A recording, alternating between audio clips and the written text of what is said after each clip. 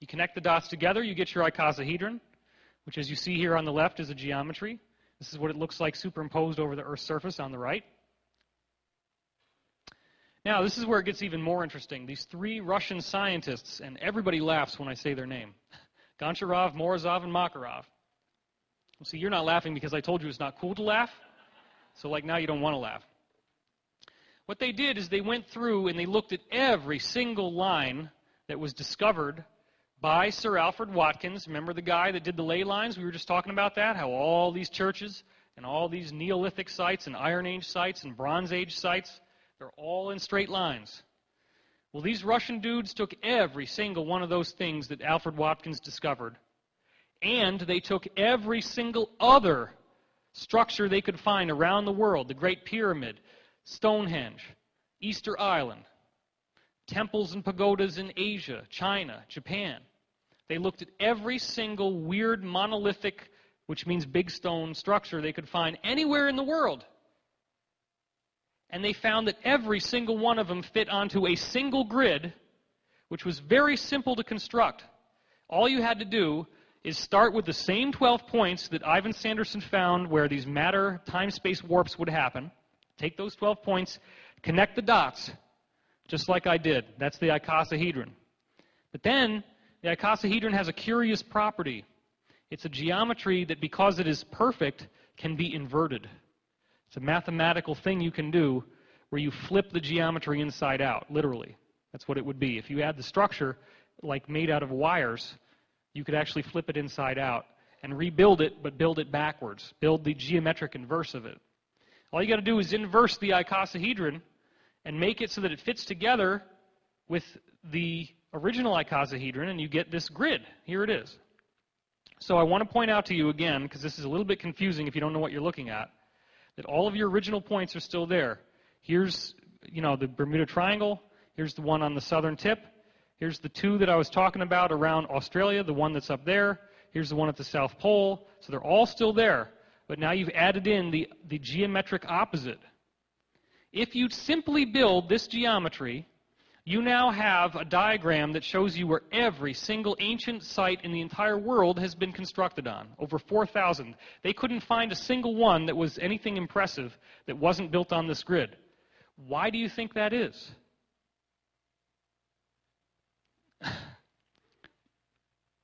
If you have a wire that's going to go to something that powers an electrical appliance, are you going to put the wire under your armpit and expect that it's going to work? No. You plug it into the wall. If you build a pyramid and you don't build it on this grid, do you think that it's going to work? Not anywhere near as good. You got to build it where the energy is. That's why with these cold fusion guys, they're looking at the cold fusion reactions. They build devices that actually work in some places, but then they bring it somewhere else that doesn't work anymore. It's on 60 Minutes. They've talked about this. Oh, we don't understand. It must not work. It must, and then the scientists say, well, it's the whole technology is wrong. No. It's because if you're on the grid, it's going to work. It's very simple. Let's put all of the cold fusion devices on the grid where they work, and then we'll wire them up, and we're done. Just build it where it needs to go. It's very simple. You have energy in one place, and it's not somewhere else. It happens to be the energy of the time field. Well, look at what else you got here. You got the Mid-Atlantic Ridge. This is the volcanic ridge that defines what's pushing apart the two continents. And if you start looking at the next grid, which is the Becker-Hagen's grid, they've basically taken the same thing. The black dots are Ivan Sanderson's 12 vortexes. Again, all the matter, time-space warping going on there. You have all the points of the geometric inverse of the icosahedron, but what they do is they actually take two icosahedrons and they put one out of phase with the other. Rather than inverting it, they just take a second icosahedron and make it a little bit out of phase. We have a phone ringing. That's a sign. Do you guys need a break? No? See, we're having mutiny, Carrie. What should we do? The troops don't know what to do.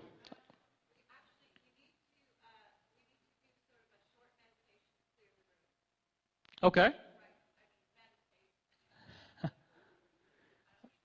All right, we'll do a short meditation and mentally clear the room. That's why we got the cell phone ringing and distracting me.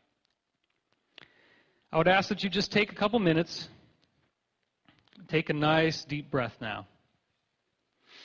If you need to use the restroom, please go, because this is going to be enough time that you can actually have a break if you need one. I won't be offended, I promise. Some of you are hardcore and you're just going to sit through this. That's cool. Either way is fine. I won't judge you. We'll just laugh about you once you're out of the room. I'll make jokes about you. And let's go into the infinite peace of this moment. You may want to close your eyes. You may want to spend a little time relaxing. And just give yourself over to the loving presence of the cosmos. Let yourself feel the articulations of intelligent infinity, which speak to you in the moments between moments. Give yourself an opportunity to relax into the full awareness of who you are. Take comfort in the beauty of you.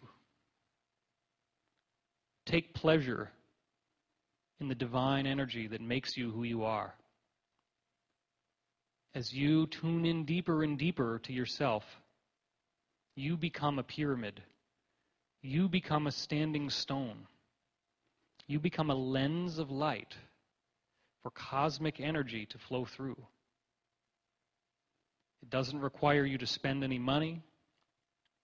It doesn't require you to have any advanced degree or university education.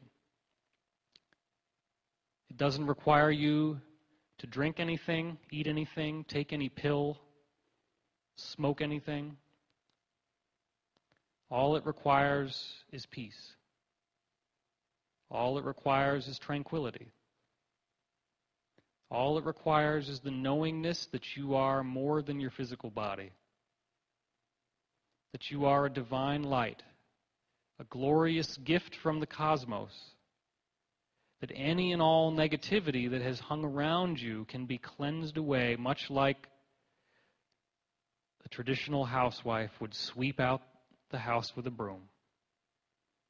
With all the doors open, the dust comes flying out. The floors become clean. It becomes easier and easier to walk around undisturbed, to appreciate the bounty of your own space, the bounty of your own sovereign identity. For when you learn to love yourself, you can have those boundaries. You can sweep out the dust in your own life, as we're now doing on the planet.